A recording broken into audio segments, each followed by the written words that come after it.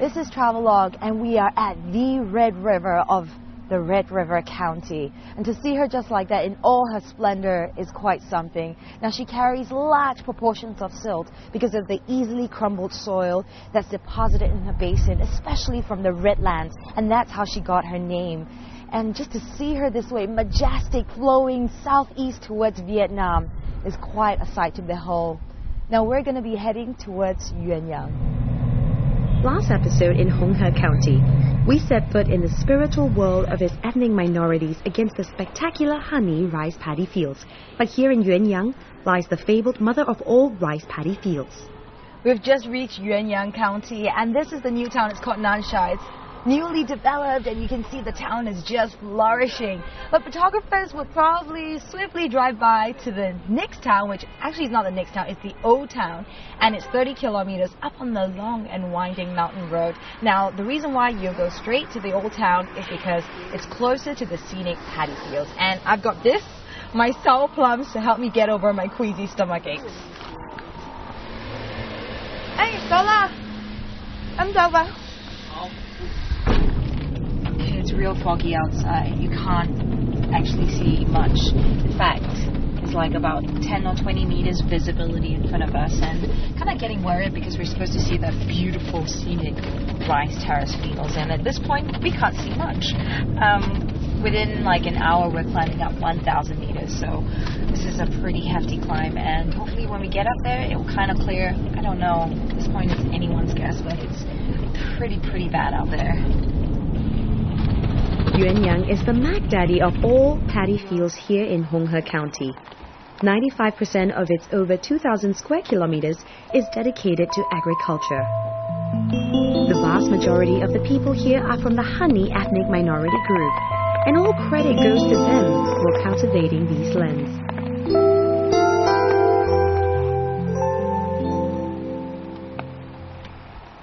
Voila! These are the very famous rice terrace fields of Yuanyang. You know, they're so well equipped to deal with tourists and visitors. They've got maps showing you where you are, where you should go for the best view of the sunset and the sunrise. And they've even got this observation deck for loads of photographers who'll be shooting their super zoom cameras into the terrace field. Of course, today is not that usual day. You know, it's hard to imagine that every square inch of this land has been painstakingly handcrafted by men. It's a man-made wonder. Grain by grain for over 1,300 years, this landscape has fired the imagination for centuries. 1,500 meters high in the Ai Lao Mountains, many paddy fields sit side by side, each with its own distinct reputation. Some fields are known to frame the money shots for the best sunrise or sunset. We are here at Duo Yishu. This looks like such an exquisite tea house. I mean, it's almost like an art museum with very interesting everyday items from the honey culture. And you know what I love about this is you can sit here with your hot cuppa. The best part, you can look at the $1 million view of the rice terrace fields. That's live.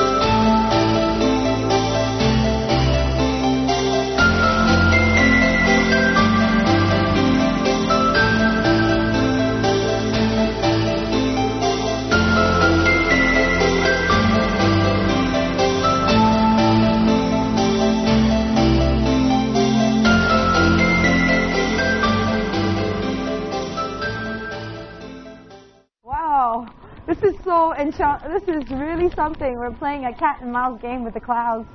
Now you can see emerging from the mist It's going to be some fantastic, awesome, enchanting looking European-styled homes, and they have got beige walls and dark brown roofs, but actually they're the homes of a Hani ethnic minority.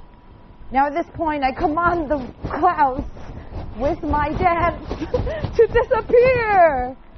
Alright, it's not working, guys. We're having a really bad filming day, by the way. It's crappy clouds and cold and wet and miserable, but yeah, we get glimpses of the beauty of the rice terrace fields. With the weather not on our side, we checked in to take shelter for the night. Yuanyang is slightly more developed and visitor ready. This hostel is a good example of a cozy family-run affair. It's easy to find a contingency hideout while waiting for the weather to turn. So if you get caught in a wet and clammy day like this, the best thing to do is to check into a hostel like this. They've got a couple that's in the nearby villages, so you can choose from them. And the best part about this is that you get warm meal cooked from a very nice, hospitable family, basic room with shower, and of course you might even make new friends. Sunny's guest house is a stone's throw from Duoyishu village. This mother and son team is the ultimate hostess with the mostest, warmly receiving their guests. Their homely vibe is hard to beat, but the prize is catching the jaw-dropping view of the paddy field sunrise and sunset right on your balcony. Did you find there was a language barrier? Was it easy to get around? I went with, there is a China person here who speaks English to bring us there. So you had a tour guide? Very good. Yuanyang attracts a steady stream of foreigners who are ever ready to brave the roads. These backpackers tell me that this cheap and cheerful hostel is one of their favorites. What's not, I learned, was the language barrier. But what they lack in skills, they make up for in pantomime and access to bilingual tour guides. Others who have studied Mandarin and lived in China were better equipped to deal with directions and haggling. This part of Yunnan borders Laos, Myanmar, and Vietnam, and these travelers can journey southwards to any one of these nations, which is a bonus. That's the best by far in Southeast Asia. Yeah. Although this is where I got the stuff from in Laos. The tubing? When you swing on the tubing, did you do that? Yeah. Should we bargain in China? Yeah. Is there a moral issue there? It's a game. Otherwise, you will spend a lot of money during the trip. So what's your going rate? Because some people say 1/3 the price. What's your start? 50% of the price? Yeah. Your best price. Yeah. And sometimes I look at they all like, I'll do a special price for you. Special price. For me? Are you serious? Oh, you're so kind.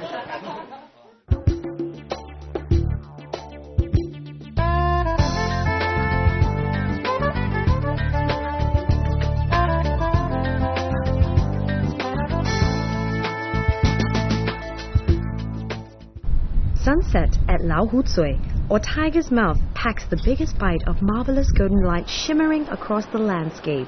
But today was neither the day nor time for it, which seems reminiscent of yesterday's weather pattern at Duoyishu. We're here at the Dragon's Mouth Rice Terrace Fields, and it costs $35 to get in because they built this beautiful observation deck, and you can get a complete bird's eye view. But of course, the moment we came in, the weather turned again. So we're hiding out in this coffee shop, and then I see her just throwing away. So she's got all these lovely products, and she did it all by herself. So I think I'm going to do some shopping meanwhile, waiting for the weather to change again. 这个多少钱？30块。你是要缝多久？这个。Watching the E-lady hand-stitch these pieces make you understand the value of what you're paying for. 这是结婚的。这个结婚的，还有做那个。This will be my bridal gown. 这个激光嘛是我们跳舞的时候穿的。啊，我会跳。Put women folk together and they'll be sewing, dancing and singing. 1、2、3。Blah blah blah. I don't know what ball.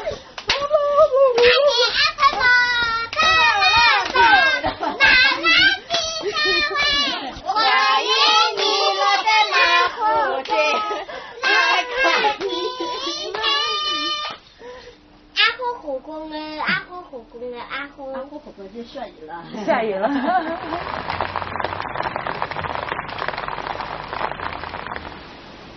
We've been sitting here for over an hour already, and we've even found time to write some postcards back home. Looks like the weather is really not going to turn, and you know, we have to go on with our plans, and we're going to head on down to Lichuan. So I'm just going to dot my postcards and put little hearts to Mummy now.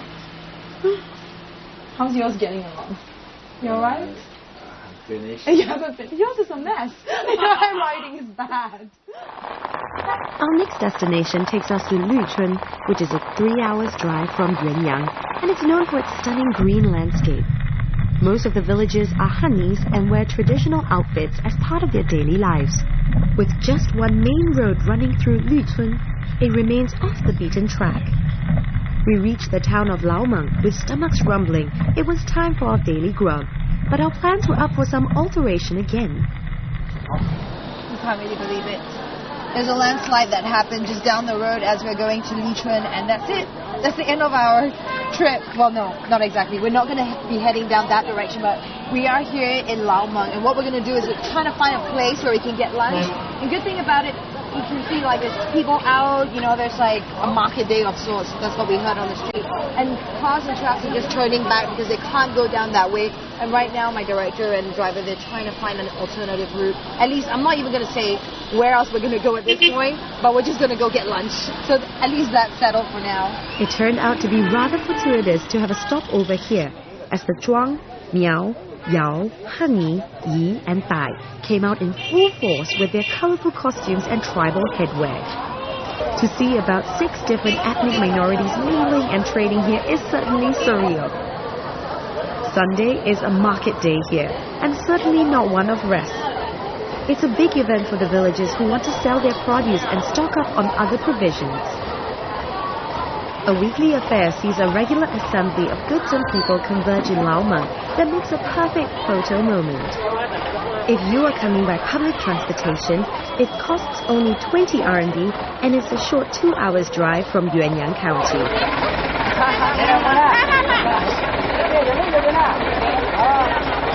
She's very enterprising, isn't she? She's selling buns to the people up in the van. This place is really, really chaotic. Like there's this sense of energy. Everyone's out.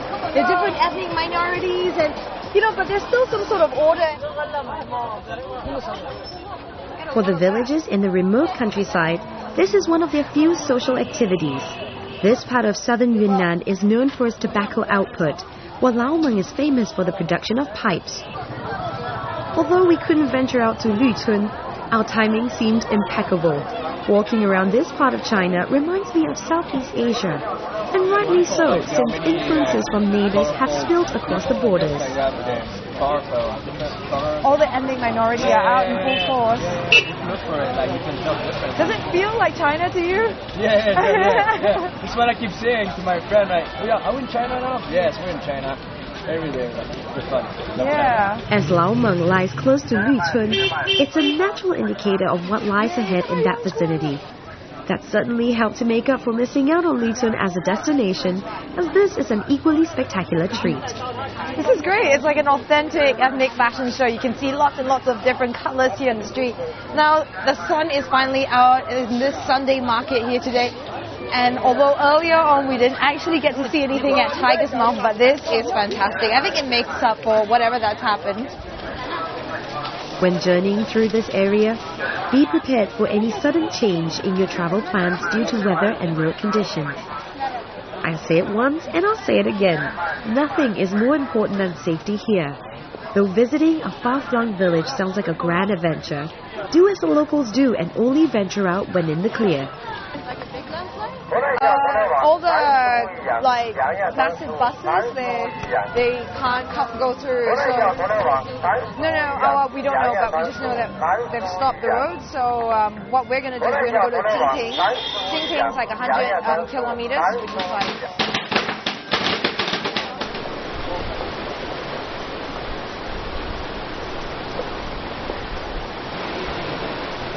The weather has made a 180-degree turn here and off with the windbreakers as the sun is back on. We started this long road trip from Kunming and covered Jianshui, Shiping, Honghe, Yuanyang, but missed out on Luchun due to the landslide. We will now be winding 100 kilometers towards Jinping, renowned for its hot springs, and down to Hekou, which shares its border with Vietnam. More than 3/4 of Honghe's terrain include mountainous areas, so we took regular breaks to marvel at the grandeur of Mother Nature. We made a short pit stop here along the way to Jinping, which is located on the south of the Honghe River. You know, they don't even have this on most guidebooks because it's quite remote. And so it's nice to just stop and have a look around, a fabulous view of the rice terrace fields.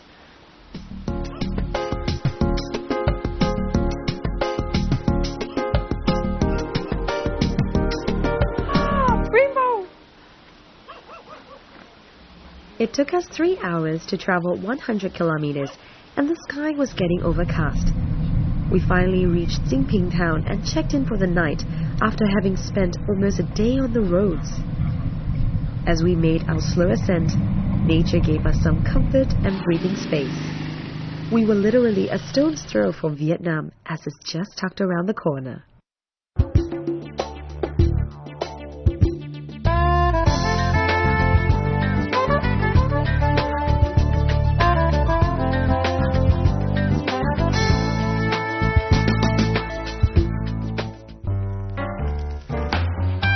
Good morning. It's time to do our daily grind and hit the road. Jinping is a county that borders Vietnam, and it's literally your gateway to Southeast Asia. Now, if you're driving through, the main town is well developed and you can find lots of good accommodations, and that's exactly what we did last night. We had a superb night's of rest because the air here is crisp and fresh, and we were meant to go to the hot springs, but unfortunately our MPV is too low for the roads, so you probably want to come with a 4x4. It's a better bet.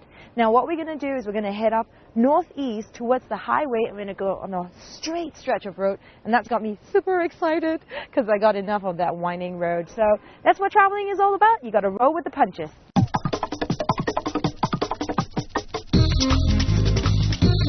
Tourism is still in its early stages, and although driving through parts of the roads here are tiring, it is worth it. Nature is largely unspoiled here, with spectacular rice paddy fields cradled by the green hills. Southern Yunnan in Honghe Prefecture promises to quench any nature lover's thirst and inspire creativity. Still barking at me? I love piggies. You see all sorts of animals here on the road. We still have 1 hour more before we hit the highway, so we gotta hit the road, Jack. The hot springs are still a well-kept secret here in Jinping because it's tricky to navigate the terrain. It's best to come by a 4x4 drive, and in these remote areas, you can never over-prepare. Unfortunately, we had to give it a miss. 你们现在回家吗？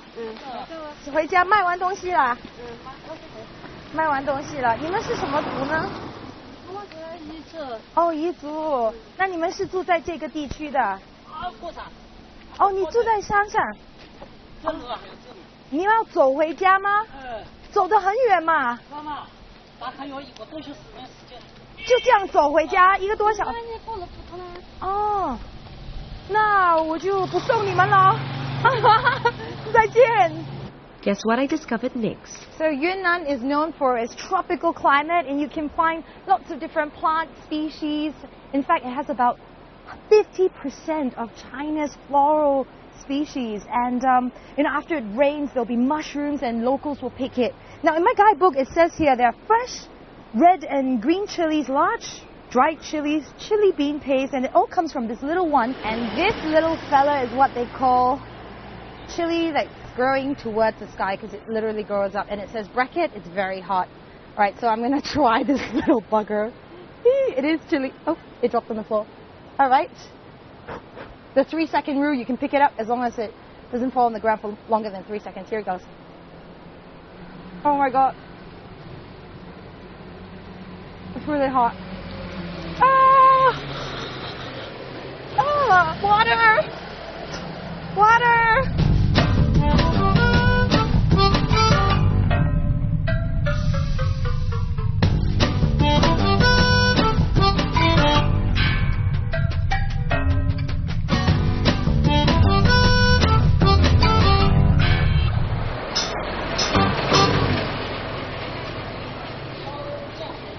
We just ordered our lunch and we've stopped off in this little joint. It looks very basic and simple and rudimentary, but you know what? Even though it's not spick and span, I think that's part of the charm. Where we are right now is still quite some distance from the highways because we've been driving pretty slow, and I think that's quite important, especially when you're going up and down the winding roads. On the way we noticed some bananas, lots of banana plantations. I think that's because we're getting close to the Vietnam border. So it's very interesting to see how, you know, it got greener, and then there were donkeys that were carrying some of the goods, and the place is just really buzzing and quite alive. And right now we're just hungry and we'll wait for our food to arrive. Let's see if she needs some help. By the side of the street, and it smells good. Yeah. If Greta can cook, so can you. We'll let the professional handle it. Lunch was satisfying in more ways than one. Guess why?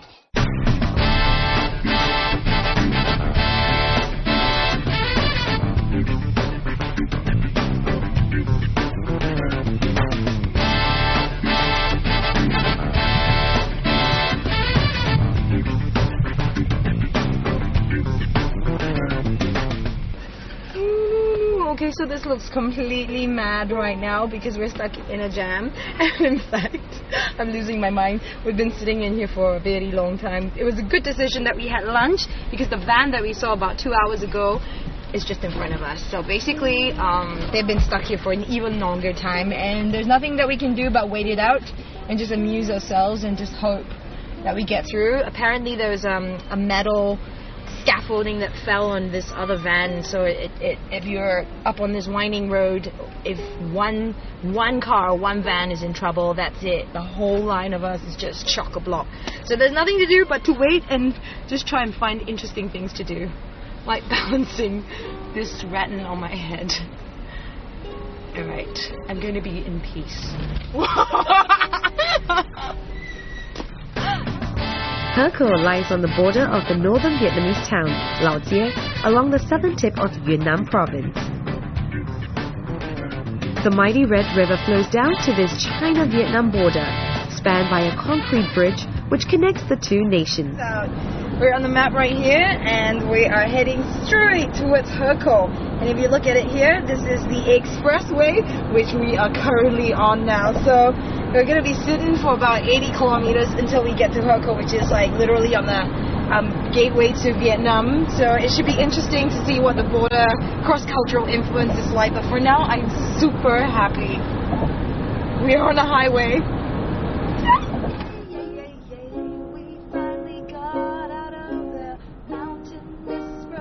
Herco lies on the border of the northern Vietnamese town, Lao Jie, along the southern tip of Yunnan province. The mighty Red River flows down to this China-Vietnam border, spanned by a concrete bridge which connects the two nations. Herco is abuzz with cross-border trading activities, benefits that comes with its strategic location. If buying and selling is as hot as its climate, then Vietnam Street heats up the shopping by a couple of notches. Stretching over 1,000 meters, find everything and anything made in Vietnam. It's getting late, but the night market is still open for business.